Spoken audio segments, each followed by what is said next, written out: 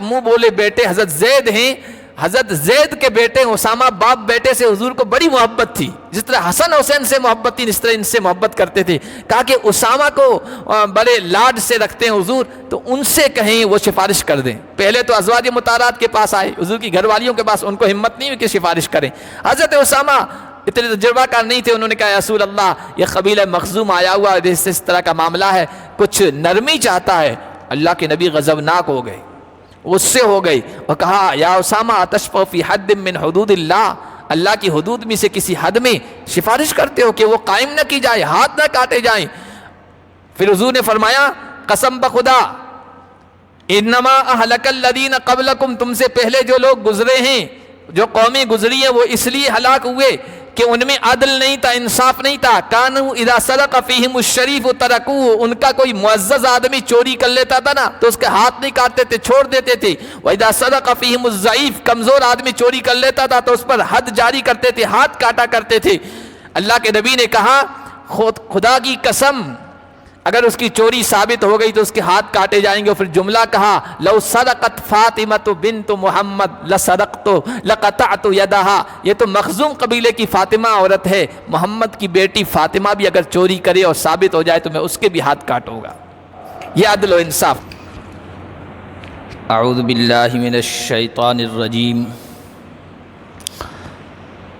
بسم اللہ الرحمن الرحیم۔ قال اللہ تعالی ان هذا القرآن یہدی للتی ہی اقوم، وقال النبی صلی اللہ علیہ وسلم بعثت لأتمم مکارم الاخلاق، او کما قال النبی صلی اللہ علیہ وسلم۔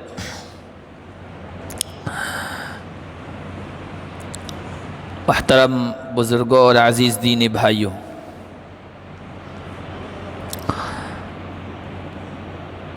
قرآن کریم میں اللہ تبارک و تعالی نے انسانی زندگی سے متعلق بہت ساری ہدایات، تعلیمات بیان فرمائی ہے، اور کوئی انسان کسی بھی شعبہ زندگی سے متعلق ہو اس کے بارے میں قرآن و حدیث میں رہنمائی کی گئی۔ قرآن کریم نے بہت سارے اخلاق بیان فرمائے، اوصاف صفات بیان فرمائی، خوبیاں بیان فرمائی ہیں، اور نبی پاک صلی اللہ علیہ وسلم کے بارے میں اسی قرآن میں فرمایا گیا کہ انک لعلی خلق عظیم، اے نبی آپ بہت عظیم اخلاق پر ہیں۔ نبی پاک صلی اللہ علیہ وسلم کی زندگی کو آپ اٹھا کر دیکھیں تو آپ کو معلوم ہوگا کہ قرآن کریم نے جس اچھے اخلاق کی طرف، جس اچھی عادت کی طرف، جس خوبی کی طرف بلایا ہے، دعوت دی ہے، اس کو اپنانے کی ترغیب دی ہے، شوق دلایا ہے، نبی پاک صلی اللہ علیہ وسلم کی عملی زندگی میں آپ اس خوبی کو پائیں گے۔ اور قرآن کریم نے جس کسی بھی چیز سے متنبہ کیا ہے کہ اس کے قریب نہیں جانا ہے، اس سے دور رہنا ہے، اس خلق کو، اس عادت کو، اس مزاج کو نہیں اپنانا ہے، نبی پاک صلی اللہ علیہ وسلم کی زندگی کو آپ دیکھیں گے اس سے بہت دور ہے۔ تو قرآن کریم یوں کہیے کہ خاموش کتاب ہے، اور آپ صلی اللہ علیہ وسلم کی زندگی یہ بولنے والی کتاب ہے۔ قرآن کریم میں جو کچھ بھی اخلاق بتائے گئے ہیں، نبی پاک صلی اللہ علیہ وسلم کی زندگی پریکٹیکل شکل میں آپ کو مل جائے گی۔ قرآن کریم کو جب ہم پڑھتے ہیں، غور کرتے ہیں، تو معلوم ہوتا ہے کہ جس کسی بھی خلق یعنی عادت، اخلاق کے بارے میں کہا گیا کہ یہ قرآن کے پڑھنے والوں مومنوں اس کو اپناؤ، تو نبی پاک صلی اللہ علیہ وسلم کی عملی زندگی میں آپ اس کو پائیں گے، اور بہتر طریقے میں پائیں گے، اچھے انداز میں پائیں گے۔ اب قرآن کریم میں جو اخلاق بیان کیے گئے ہیں بے شمار ہیں، اور نبی پاک صلی اللہ علیہ وسلم نے جو عمل کر کے دکھایا ہے اور واقعات اور قصوں کی شکل میں حدیثوں میں موجود ہے وہ بھی بے شمار ہیں۔ ان سب کو تو نہیں بیان کیا جا سکتا، لیکن نمونے کے طور پر میں چند باتیں آپ کے سامنے رکھوں گا کہ دیکھو قرآن کریم یہ کہتا ہے، اور اللہ کے نبی صلی اللہ علیہ وسلم کی عملی زندگی میں بہتر طریقے میں ہم کو وہ ملتا ہے۔ قرآن کریم نے اہل ایمان کو حکم دیا، دعوت دی، ترغیب دی، من ذا الذی یقرض اللہ قرضا حسنا، کون ہے جو اللہ کی راہ میں اچھا قرض دے، اللہ کی راہ میں خرچ کرے۔ یعنی قرآن نے جود و سخاوت، فیاضی، مال خرچ کرنے کی، یا جو کچھ انسان کے پاس ہے اس کو خرچ کرنے کی دعوت دی ہے۔ آپ نبی علیہ الصلوۃ والسلام کی زندگی اٹھا کر دیکھیں گے تو آپ کو اس پر عمل کرتا ہوا پائیں گے۔ حضرت سہل ابن سعد ساعدی صحابی ہیں، بخاری شریف میں روایت آئی، وہ فرماتے ہیں کہ اللہ کے نبی صلی اللہ علیہ وسلم ایک موقع پر تشریف فرما تھے، صحابہ بھی بیٹھے ہوئے تھے۔ ایک عورت آئی اور اپنے ہاتھ سے اس نے شملہ، ایک چادر بنائی تھی، اور اس چادر کے کناروں بیل بوٹے بنے ہوئے تھے، اچھے طریقے سے اس کا کنارہ تیار کیا ہوا تھا، اپنے ہاتھ سے تیار کر کے بن کر کے لے آئی اور کہنے لگی یا رسول اللہ انما حکوتها لأکسوکہا، یا رسول اللہ میں نے اپنے ہاتھ سے اس کو تیار کیا ہے تاکہ میں آپ کو یہ ہدیہ دوں اور آپ اس کو استعمال کریں۔ اللہ کے نبی صلی اللہ علیہ وسلم کو اس وقت اس چادر کی ضرورت تھی، سخت ضرورت تھی۔ اللہ کے نبی گھر کے اندر گئے اور وہ شملہ تھا، چادر تھی، نیچے کے حصے میں پہن کے آئے، اپنے جسم پر لپیٹ کے آئے اور آ کر بیٹھ گئے۔ اتنے میں مجلس میں ایک آدمی اٹھتا ہے، کہتا ہے یا رسول اللہ کتنی بہترین چادر ہے، کتنی خوبصورت ہے، اعطینیہا، یہ آپ مجھے عنایت فرما دیجیے، یہ مجھے دے دیجیے۔ اللہ کے نبی کو سخت ضرورت ہے، اس پر مزید یہ کہ وہ ہدیے کے طور پر عورت لائی اور کہا میں آپ کے لیے ہی لائی ہوں، آپ کو پسند بھی آئی تھی، لیکن چونکہ قرآن کہتا ہے دو، دوسروں کو ترجیح دو، اللہ کے نبی گھر کے اندر گئے، اتار کر لے آئے اور اس صحابی کو دے دیا۔ اللہ کے نبی چلے گئے، بعد میں دوسرے صحابہ نے اس کو ملامت کی کہ اللہ کے بندے، اللہ کے نبی کو ضرورت تھی اور تم نے مانگ لیا۔ تو صحابی کہنے لگے کہ میں نے اس لیے نہیں مانگا ہے کہ میں لباس کے طور پر اس کو استعمال کروں، میں نے اللہ کے نبی صلی اللہ علیہ وسلم سے اس لیے مانگا ہے تاکہ یہ چادر میرا کفن بنے۔ اللہ کے نبی کے مبارک جسم سے یہ چادر لگ گئی ہے، میں نے اس لیے مانگا ہے تاکہ میرا یہ کفن بنے۔ روایت کے راوی حضرت سہل کہتے ہیں میں نے اپنی زندگی میں اپنی آنکھوں سے دیکھا، واقعی اس صحابی کا انتقال ہوا اور وہ مبارک چادر اس صحابی کا کفن بنی۔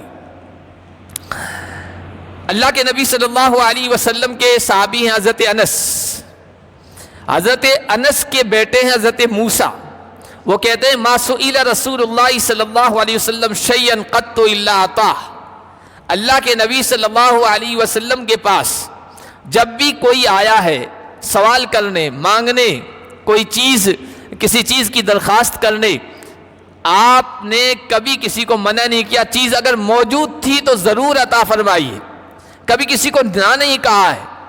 یہاں تک کہ ایک موقع پر ایک دیہاتی آیا، اللہ کے نبی صلی اللہ علیہ وسلم کے پاس آ کر کہنے لگا مرلی من مال اللہ الذی آتاکا، اے محمد صلی اللہ علیہ وسلم اللہ نے آپ کو جو مال عطا فرمایا ہے اس میں میرے لیے حکم فرما دیجئے، آرڈر فرما دیجئے کہ مجھے دیا جائے۔ اللہ کے نبی صلی اللہ علیہ وسلم نے اس کو کتنا دیا؟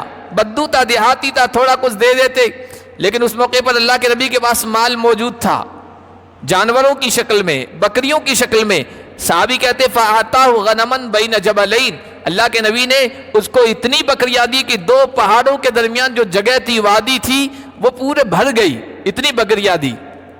وہ دیہاتی اپنے متعلقین کے پاس گیا، اپنے علاقے میں گیا، اپنی قوم سے کہنے لگا یا قوم اسلموا، اے میری قوم اسلام لے آؤ، مسلمان ہو جاؤ، فإن محمدًا یؤتی عطاء لا یخشى الفاقہ، اس لیے کہ محمد کو اللہ تعالیٰ نے اتنا دل دیا ہے، اتنا حوصلہ دیا ہے کہ وہ لوگوں کو اتنا نوازتے ہیں کہ ان کو فقر فاقے کا اندیشہ نہیں ہے کہ بھائی یہ مال ختم ہو جائے گا اور یہ چیز کم پڑ جائے گی، نہیں، خوب نوازتے ہیں، تم بھی اسلام لے آؤ، محمد کے پاس جاؤ۔ تو قرآن نے خرچ کرنے کو کہا، دینے کو کہا، اللہ کے نبی کی زندگی میں یہ اخلاق آپ عملی طور پر پائیں گے۔ قرآن ہمیں کہتا ہے، یہ تعلیم دیتا ہے کہ کسی نے تمہارے ساتھ اچھا سلوک کیا ہے، احسان کیا ہے، تو احسان شناسی کرو، احسان کو یاد رکھو، فراموش مت کرو، بھولو مت۔ یہ اللہ کے نبی صلی اللہ علیہ وسلم کی زندگی میں آپ پائیں گے تو پتہ چلے گا کہ اللہ کے نبی صلی اللہ علیہ وسلم کے اوپر جس نے بھی احسان کیا ہے زندگی بھر کبھی بھولے نہیں۔ آج ہماری زندگیوں میں یہ چیز نہیں رہی، ہمارے محسنوں کو ہم بھول جاتے ہیں، فراموش کر دیتے ہیں، بلکہ محسن کشی کرتے ہیں، موقع جب آتا ہے، مطلب جب نکل جاتا ہے تو خود ان کے خلاف ہو جاتے ہیں، اس کو نقصان پہنچانے کی کوشش کرتے ہیں۔ لیکن اللہ کے نبی صلی اللہ علیہ وسلم کی زندگی میں دیکھیں گے، جس کسی نے بھی کسی بھی طریقے سے آپ کے ساتھ اچھا معاملہ کیا، زندگی بھر اس کو یاد رکھا، اس کی بھلائی بیان کرتے رہے، اس کی تعریف کرتے رہے، اس کو دعاؤں سے نوازتے رہے۔ اللہ کے نبی صلی اللہ علیہ وسلم کے صحابی ہیں، آپ کے یار غار رفیق مزار سیدنا ابو بکر صدیق رضی اللہ تعالی عنہ فرمایا کرتے تھے ما نفعنی مال احد قط ما نفعنی مال ابی بکر، کسی کے مال نے مجھے اتنا نفع نہیں پہنچایا جتنا ابو بکر کے مال نے نفع پہنچایا ہے۔ ابو بکر نے ہر موقع پر جو کچھ بھی تھا اللہ کے نبی صلی اللہ علیہ وسلم کی خدمت میں لا کر پیش کر دیا تھا۔ ایک اور موقع پر ان کے بارے میں فرمایا ان امن الناس علی فی صحبتہ و مالہ ابو بکر، لوگوں میں سب سے زیادہ جس نے مجھ پر احسان کیا ہے مال کی شکل میں یا صحبت رفاقت اور ساتھ دینے کی شکل میں، وہ ابو بکر ہے۔ وَلَوْ كُنْتُ مُتَّخِذًا خَلِيلًا لَاتَّخَذْتُ أَبَا بَكْرٍ خَلِيلًا، اگر میں کسی کو اپنا جگری دوست بناتا تو سیدنا ابو بکر صدیق کو بناتا۔ لیکن اسلام کی جو محبت ہے، اسلام کا جو رشتہ ہے، بس وہ کافی ہے، اصل دل کے اندر جو جگہ ہونی چاہیے وہ اللہ کی ہونی چاہیے۔ یہ حضور نے فرمایا تھا اگر یہ معاملہ نہ ہوتا تو میں ابو بکر کو اپنے دل کی گہرائی میں جگہ دیتا اور جگری دوست بناتا۔ حضرت ابو بکر کے علاوہ حضور صلی اللہ علیہ وسلم پر جن لوگوں نے احسان کیا تھا ان میں آپ کے چچا تھے ابو طالب، حضرت علی کے والد ہیں، مسلمان نہیں ہوئے تھے، بخاری شریف میں موجود ہے، مسلمان نہیں ہوئے تھے۔ حضور نے بہت کوشش کی تھی کہ اسلام قبول کر لیں، لیکن آخری وقت میں گئے ہیں، ترغیب دے رہے ہیں، چچا کہہ دو لا الہ الا اللہ، میں کل قیامت کے دن اللہ کی گواہی دے دوں گا کہ میرے چچا نے آخر میں لا الہ الا اللہ پڑھ لیا تھا۔ لیکن ابو جہل وغیرہ نے ان کو کہا کہ اپنے باپ دادا کے طریقوں کو چھوڑ کے اس دنیا سے جاؤ گے، لیکن اللہ کے نبی صلی اللہ علیہ وسلم کے ساتھ ہمیشہ رہے، اور جب تک رہے کسی کو بہت زیادہ حضور کو تکلیف پہنچانے کی، اذیت پہنچانے کی ہمت نہیں ہوئی۔ یہ احسان تھا حضرت ابو طالب کا، اللہ کے نبی کبھی نہیں بھولے، اللہ کے نبی کبھی نہیں بھولے، یہاں تک کہ حضور کے چچا حضرت عباس نے ایک موقع پر کہا کہ یا رسول اللہ، آپ کے چچا ابو طالب اس دنیا سے گئے ہیں کہ اسلام قبول نہیں کیا تھا، اسلام کی دولت سے محروم گئے ہیں، ما اغنیت عن امک، لیکن آپ پر ان کے احسانات تھے، تو آپ ان کے کیا کام آئیں گے؟ آپ ان کے کیا کام آئیں گے؟ احسان کا بدلہ کیسے دیں گے؟ حضور نے فرمایا فَإِنَّهُ كَانَ يَحُوتُكَ وَيَغْضَبُ عَلَيْكَ، حضرت عباس نے کہا تھا وہ آپ کی حفاظت کرتے تھے، آپ کے لیے غصے ہوتے تھے، کوئی آپ کے خلاف کرتا تھا اور اذیت پہنچاتا تھا، آپ ان کے کیا کام آئیں گے؟ حضور نے فرمایا هُوَ فِي زَحْزَاحٍ مِّن نَّارٍ، جو لوگ جہنم میں جائیں گے ان میں سب سے ہلکا عذاب میرے چچا کو ہوگا۔ فَإِنَّهُ لَوْلَا أَنَا لَكَانَ فِي الدَّرْكِ الْأَسْفَلِ مِنَ النَّارِ، وہ کیوں ہوگا؟ میری وجہ سے کہ انہوں نے مجھ پر احسان کیے، اگر میں نہ ہوتا تو جہنم کے بالکل نچلے حصے میں ہوتے۔ خطرناک حصے میں ہوتے اور وہاں جل رہے ہوتے، لیکن انہیں احسانات کی وجہ سے یہ ہوگا کہ سب سے ہلکے عذاب میں وہ ہوں گے۔ حضرت خدیجہ ہے، اللہ کے نبی صلی اللہ علیہ وسلم کی پہلی بیوی ہیں، رفیق حیات ہیں، آپ صلی اللہ علیہ وسلم کا ہر اعتبار سے ساتھ دیا ہے، مال کے اعتبار سے، غم گساری کے اعتبار سے بھی۔ ایک موقع پر اللہ کے نبی صلی اللہ علیہ وسلم ان کی ہمیشہ تعریف کرتے تھے، حالانکہ وہ اس دنیا سے چلی گئی تھی، لیکن اپنے ازواج مطہرات میں ان کی تعریف بیان کرتے تھے، وہ ایسی تھی ویسی تھی، خوبیاں بیان کرتے۔ ایک موقع پر حضرت عائشہ نے کہا، اللہ کے نبی ان کی خوبیاں بیان کرنے لگے اور اتنی خوبیاں بیان کی کہ مجھے غیرت آ گئی اور میں نے کہا یا رسول اللہ کیا اس بڑھیا کو یاد کر رہے ہو، قریش کی اس بڑھیا کو یاد کر رہے ہو کہ بڑی عمر کی وجہ سے ان کی بانچیں سرخ ہو گئی تھی اور وہ کمزور ہو گئی تھی، اللہ تعالیٰ نے اس کے بدلے آپ کو ایک اچھی رفیق حیات لائف پارٹنر دے دی ہے، یعنی اپنا کہہ رہی تھی اچھی ایک عورت دے دی ہے، آپ ابھی اس کو یاد کر رہے ہیں۔ اللہ کے نبی صلی اللہ علیہ وسلم نے اس موقع پر جو جملے کہے وہ یہ بتاتے کہ اللہ کے نبی کتنے احسان شناس تھے اور کتنے پرانے تعلقات کو یاد رکھنے والے تھے، ان کا خیال رکھنے والے تھے۔ حضور نے فرمایا ما ابدلنی اللہ خیرا منا، عائشہ تم تو کہہ رہی ہو کہ اس سے بہتر عورت اللہ نے آپ کو دے دی، لیکن اللہ نے اس سے بہتر عورت مجھے نہیں دی۔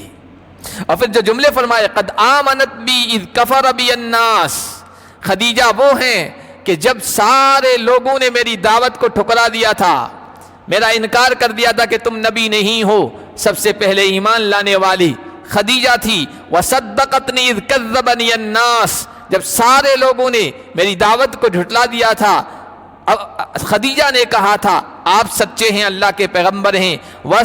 وواستنی بمالہا اذا، اور جب سارے لوگوں نے مجھے محروم کر دیا تھا، حرمنی الناس، جب سارے لوگوں نے مجھے محروم کر دیا تھا، مجھے کچھ نہیں دے رہے تھے، تو خدیجہ نے اپنا مال مجھ پر لٹایا۔ ورزقنی اللہ ولدہا اذ حرمنی اولاد النساء، دوسری عورتیں حضور کی جو ازواج مطہرات تھی 11 تھی، کہا کہ باقی عورتوں سے مجھے اولاد نصیب نہیں ہوئی، اللہ تعالیٰ نے خدیجہ سے مجھے اولاد عطا فرمائی۔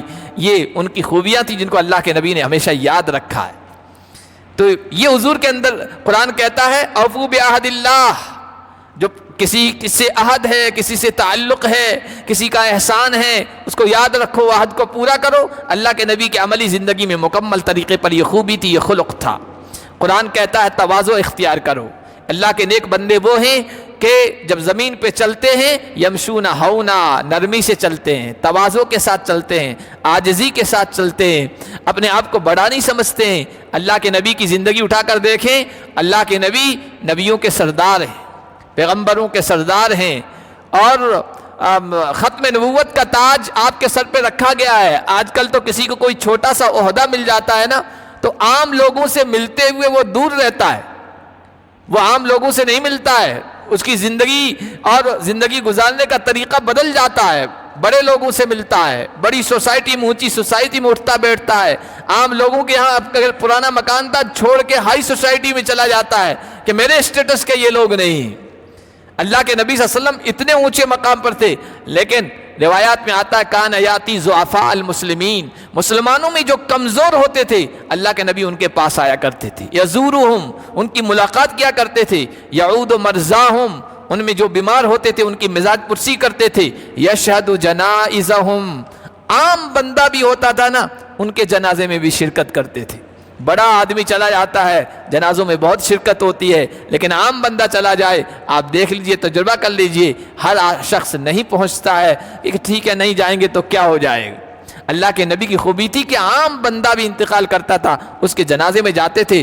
بخاری شریف میں روایت موجود ہے، ایک عورت تھی اور وہ شاید پردیسی تھی، مسجد نبوی میں اس کا ٹھکانہ تھا، باہر کے حصے میں جھونپڑی بنی ہوئی تھی، مسجد کی صفائی کر دیتی تھی۔ ایک مرتبہ انتقال ہو گیا، صحابہ نے کہا ایک عام سی بندی ہے، اس کا انتقال ہو گیا ہے، رات کا وقت ہے، حضور کو کیوں اطلاع دیں، کیوں تکلیف دیں، ہم خود ہی اس کی تجہیز تکوین کر دیتے ہیں۔ لے جا کر اس کو دفن کر دیا۔ صبح حضور آئے، حضور نے کہا وہ عورت نہیں دکھ رہی ہے، کہا رسول اللہ انتقال ہو گیا تھا۔ کہا کہ مجھے اطلاع کیوں نہیں دی؟ کہ رسول اللہ رات کا وقت تھا، آپ کو تکلیف دینا اچھا نہیں سمجھا، ہم نے اس کو دفن کر دیا ہے۔ حضور نے کہا چلو مجھے قبر دکھاؤ۔ صحابہ کو لے کے گئے اس کی قبر پر اور نماز پڑھی ہے، وہاں جا کر اس کے لیے دعا کی ہے۔ یہ ہے تواضع، یہ ہے عاجزی، بڑا ہونے کے باوجود اپنے آپ کو چھوٹا سمجھنا، متواضع سمجھنا. اور یتعہد حاضرہم، جو عام مسلمان بھی حاضر ہوتے تھے ان کی خیر خیریت دریافت کیا کرتے تھے. وَيَسْأَلُ عَمَّنْ غَابَ عَنْهُمْ، ان میں سے جو دکھتا نہیں تھا، غائب رہتا تھا، اس کے بارے میں پوچھا کرتے تھے. اور بعض مرتبہ ایسا ہوتا ہے کہ انسان، اس کی شروع کی زندگی ہوتی ہے نا بہت تکلیف کی، بہت پریشانیوں کی، اور زندگی اچھی نہیں گزری ہوتی ہے، بعد میں بڑا بن جاتا ہے تو وہ پچھلی زندگی کو لوگوں کے سامنے بیان کرتے ہوئے شرماتا ہے. کہ عاجزی نہیں ہے، تکبر آ جاتا ہے، یار لوگ کیا سمجھیں گے، بڑا آدمی اور اس کی پہلی زندگی دیکھو. اللہ کے نبی صلی اللہ علیہ وسلم نے جو پہلی زندگی تھی نا سادگی کی، عاجزی کی، وہ صحابہ کے سامنے بیان کی. ایک موقع پر سفر میں تھے، یہ موسم تھا، اس موسم میں وہ پیلو ہوتے ہیں درختوں پر، پیلو کے درختوں پر پھل لگتے ہیں. صحابہ کرام وہ پھل توڑ کے کھانے لگے. اللہ کے نبی صلی اللہ علیہ وسلم نے کہا کہ بھائی اس میں سے جو کالے ہیں نا وہ توڑ کے کھاؤ. دو قسم کے ہوتے ہیں، تھوڑے ایک پیلے پیلو ہوتے ہیں، کالے ہوتے ہیں. تو کہا کہ کالے توڑ کے کھاؤ. صحابہ نے کہا رسول اللہ کیوں؟ کہا وہ میٹھے ہوتے ہیں. کہا رسول اللہ آپ کو کیا پتا، یہ تو جنگلوں میں جو لوگ جاتے ہیں ان کو پتا ہوتا ہے. کہا کہ میں بھی جنگل میں جایا کرتا تھا، میں شروع کی زندگی میں کنت ارعاها علی قراریط لاہل مکہ، میں بکریاں چرایا کرتا تھا. اور بکریاں بھی کس کی؟ اپنی خود کی نہیں، مکے والوں کی، بڑے لوگوں کی بکریاں چند قراریط پر، چند سکوں کی مزدوری پر چرایا کرتا تھا. بکریاں چرانا یہ کوئی اچھا عمل اور اچھا کام نہیں سمجھا جاتا ہے، لیکن اللہ کے نبی کہہ رہے ہیں پچھلی زندگی کو صحابہ کے سامنے بیان کر رہے ہیں، میں نے بھی بکریاں چرائی. یہ تواضع ہے. اللہ کے نبی صلی اللہ علیہ وسلم کی تواضع یہ تھی کہ گھر کے اندر خود کے کام کر لیا کرتے تھے، گھر والوں کے کام کر لیا کرتے تھے. جھاڑو دے دینا ہے، بکری دو دینا ہے، جوتا ٹوٹ گیا اس کو گانٹھ دینا ہے، خود اپنے عمل سے کر لیا کرتے تھے. اتنی عظیم شخصیت ہونے کے باوجود حضرت عائشہ سے صحابہ نے پوچھا تھا اللہ کے نبی اپنے گھر میں کیا کیا کرتے تھے. آدمی ذرا سا بڑا ہو جاتا ہے نا، اور گھر والی کہہ دے آج یہ پیاز چھل دو، لہسن چھل دو، تو آدمی کہتا تم کرو میں کیوں کروں. لیکن اللہ کے نبی گھر کے یہ کام کر دیا کرتے تھے. کان یخصف نعلہ، بخاری شریف میں ہے، کان یخصف نعلہ ویخیط ثوبہ ویحلب شاۃہ، اپنا جوتا گانٹھ لیا کرتے تھے، اپنا کپڑا سی لیا کرتے تھے، اپنی بکری دھو لیا کرتے تھے. صحابہ نے پوچھا کیا کرتے ہیں؟ کہا کہ جس طرح تم عام آدمی اپنے گھروں میں کام کرتے ہو نا، حضور بھی اپنے گھر میں کام کرنے میں کوئی شرم، کوئی حیا محسوس نہیں کرتے تھے. تو قرآن نے کہا تواضع اختیار کرو، اپنے آپ کو چھوٹا سمجھو. اللہ کے نبی کی عملی زندگی میں یہ چیزیں موجود تھیں. قرآن کہتا کونوا قوامین للہ شہداء بالقسط، اے ایمان والو انصاف سے کام لو، انصاف کی گواہی دو، سچی گواہی دو، کسی کے ساتھ زیادتی نہ کرو. اللہ کے نبی صلی اللہ علیہ وسلم کی عملی زندگی میں دیکھیں گے تو اللہ کے نبی نے اپنے عملی زندگی میں عدل اور انصاف برت کے دکھایا ہے. مکہ کا ایک بڑا سردار تھا، بڑا قبیلہ تھا، مخزوم نام تھا، اس کی ایک عورت نے چوری کر دی. بڑے قبیلے کی عورت نے چوری کر دی. اللہ کے نبی کے پاس معاملہ آیا، اس کے گھر والے پریشان ہو گئے، خاندان والے پریشان ہو گئے کہ اب تو ہاتھ کٹیں گے، ہمارا قبیلہ تو اونچا ہے، اس کی ناک کٹ جائے گی، اس کا ہاتھ کٹے گا، ہماری ناک کٹ جائے گی. اس لیے کوشش یہ کریں کہ اللہ کے نبی سے سفارش کریں کہ کوئی اور سزا تجویز کر دی جائے، ہاتھ نہ کاٹا جائے. اب اللہ کے نبی کی خدمت میں سفارش کون کرے؟ تو کہا کہ اسامہ جو ہے نا، حضور کے لیپالک منہ بولے بیٹے حضرت زید ہیں، حضرت زید کے بیٹے اسامہ باپ بیٹے سے حضور کو بڑی محبت تھی. جس طرح حسن حسین سے محبت تھی اس طرح ان سے محبت کرتے تھے. کہا کہ اسامہ کو بڑے لاڈ سے رکھتے ہیں حضور، تو ان سے کہیں وہ سفارش کر دیں. پہلے تو ازواج مطہرات کے پاس آئے، حضور کی گھر والیوں کے پاس، ان کو ہمت نہیں ہوئی کہ سفارش کریں. حضرت اسامہ اتنے تجربہ کار نہیں تھے، انہوں نے کہا رسول اللہ یہ قبیلہ مخزوم آیا ہوا اس طرح کا معاملہ ہے، کچھ نرمی چاہتا ہے. اللہ کے نبی غضبناک ہو گئے، غصے ہو گئی اور کہا یا اسامہ اتشفع فی حد من حدود اللہ، اللہ کی حدود میں سے کسی حد میں سفارش کرتے ہو کہ وہ قائم نہ کی جائے، ہاتھ نہ کاٹے جائیں. پھر حضور نے فرمایا قسم بخدا انما اہلک الذین قبلکم، تم سے پہلے جو لوگ گزرے ہیں، جو قومیں گزری ہیں، وہ اس لیے ہلاک ہوئے کہ ان میں عدل نہیں تھا، انصاف نہیں تھا. کانوا اذا سرق فیہم الشریف ترکوہ، ان کا کوئی معزز آدمی چوری کر لیتا تھا نا تو اس کے ہاتھ نہیں کاٹتے تھے، چھوڑ دیتے تھے. واذا سرق فیہم الضعیف، کمزور آدمی چوری کر لیتا تھا تو اس پر حد جاری کرتے تھے، ہاتھ کاٹا کرتے تھے. اللہ کے نبی نے کہا خدا کی قسم اگر اس کی چوری ثابت ہو گئی تو اس کے ہاتھ کاٹے جائیں گے. اور پھر جملہ کہا لو صدقت فاطمۃ بنت محمد لصدقت لقطعت یدہا. یہ تو مخزوم قبیلے کی فاطمہ عورت ہے, محمد کی بیٹی فاطمہ بھی اگر چوری کرے اور ثابت ہو جائے تو میں اس کے بھی ہاتھ کاٹوں گا. یہ عدل و انصاف. قرآن کہتا ہے عدل و انصاف سے کام لو. اگرچہ تمہارے والدین, اقربین, رشتہ دار, عزیز و اقارب متعلقین کے خلاف گواہی جاری ہو, خلاف معاملہ اور فیصلہ جا رہا ہو, تب بھی عدل کے ساتھ فیصلہ کرو. حضور نے عملی طور پر کر کے دکھایا. ایک موقع پر حضرت عائشہ کی باری میں گھر میں تھے, کسی دوسری عورت نے, آپ کی گھر والی نے کچھ حلوہ وغیرہ بنا کے ایک برتن میں خادمہ کو دیا, جاؤ حضور حضرت عائشہ کی باری میں وہاں دے کے آؤ. اب وہ جو حلوہ یا مٹھائی جو بھی تھی جب حضرت عائشہ کے گھر میں آئی, حضور موجود تھے, حضرت عائشہ کو غیرت آئی, میری باری میں کیوں بھیجا انہوں نے حلوہ, اور یوں ہاتھ کیا اور وہ برتن نیچے گرا, ٹوٹ گیا. حلوہ بھی جو بھی چیز تھی وہ بھی ضائع ہوگی, برتن بھی ٹوٹ گیا. حضور نے کہا اناء باناء وطعام بطعام. عائشہ بہت محبوب تھی حضور کو, لیکن کہا کہ برتن کے بدلے برتن دینا ہوگا اور جو چیز اس میں تھی اس کے بدلے وہ چیز دینی ہوگی. اور پھر حضور نے واپس برتن بھی دیا, اس میں جو بھی چیز تھی تیار کر کے ان عورت کو, جو حضور کی جس عورت نے, جس زوجہ نے بھیجا تھا اس کو کہا. یہ ہے انصاف. قرآن کہتا ہے معاف کر دو, فاصفح الصفح الجمیل, معاف کر دو. قرآن کہتا ہے واخفض جناحک للمؤمنین, ایمان والوں کے لیے آپ نرمی اختیار کیجئے, آپ اپنے آپ کو بچھا دیجئے, اپنے پروں کو, اپنے بازوؤں کو بچھا دیجئے. قرآن کہتا ہے, اللہ کے نبی صلی اللہ علیہ وسلم کی زندگی میں دیکھیے تو یہ چیز ملے گی آپ کو. ایک بدو آیا, دیہاتی آیا, حضرت انس کہتے ہیں اللہ کے نبی کے ایک نجرانی چادر تھی, موٹے حاشیے والی, کنارے والی وہ تھی, اور یوں پکڑا اور اتنی زور سے پکڑا کہ حضور صلی اللہ علیہ وسلم کی گردن مبارک پر نشانات پڑ گئے. اور پھر کہنے لگا اے محمد, اللہ نے جو تمہیں مال دیا نا مجھے دو, اس میں سے حکم دو مجھے دیا جائے. اللہ کے نبی نے اس کی طرف دیکھا, مسکرائے, اور پھر ایک صحابی سے کہا بھائی اس کو کچھ دے دو, معاف کر دیا, نرمی اختیار کی.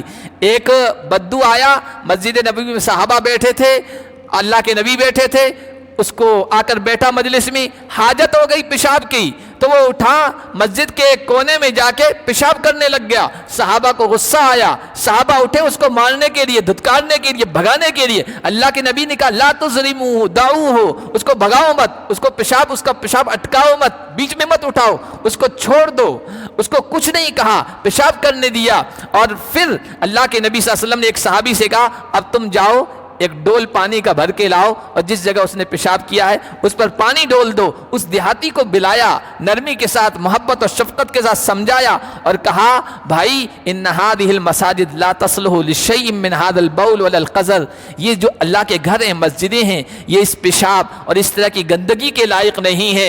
انما هي لذکر اللہ, یہ مسجدیں تو اللہ کے ذکر کے لیے ہیں, نماز کے لیے ہیں, قرآن کی تلاوت کے لیے ہیں, یا یہ عمل کرنا چاہیے. نرمی سے سمجھایا اور صحابہ سے کہا انما بعثتم میسرین ولم تبعثوا معسرین, تم نرمی کرنے والے بنا کر بھیجے گئے ہو, سختی کرنے والے بنا کر نہیں بھیجے گئے ہو.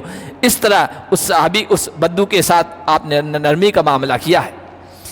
ایک صحابی ہیں حضرت معاویہ بن حکم سلمی, اپنا واقعہ بیان کرتے ہیں کہ نماز ہو رہی تھی, میں نماز میں شریک ہوا. نماز کے دوران ایک آدمی کو چھینک آ گئی تو میں نے یرحمک اللہ کہہ دیا. آدمی کی اس چھینک آتی ہے وہ الحمدللہ کہتا ہے, تو آدمی جواب میں یرحمک اللہ کہتا ہے. میں نے نماز میں یرحمک اللہ کہہ دیا, یرحمک اللہ زور سے کہا تھا, تو جو لوگ وہاں موجود تھے وہ مجھے گھورنے لگے کہ یہ کیا کر رہے ہو نماز کے اندر. میں نے کہا کہ میری ماں مجھے کھوئے, میری ماں مجھ پر روئے, مجھے گھور کر کیوں دیکھ رہے ہو. تو ان لوگوں نے نماز کے اندر یوں اپنے رانوں پر یوں تالیاں بجائی اور کہا خاموش رہو, یعنی اشارہ تھا خاموش رہو, باتیں مت کرو. تو پھر میں خاموش ہو گیا لوگوں کا کہ یہ انداز دیکھ کے. نماز مکمل ہو گئی, اللہ کے نبی نماز سے فارغ ہوئے, ڈانٹا نے.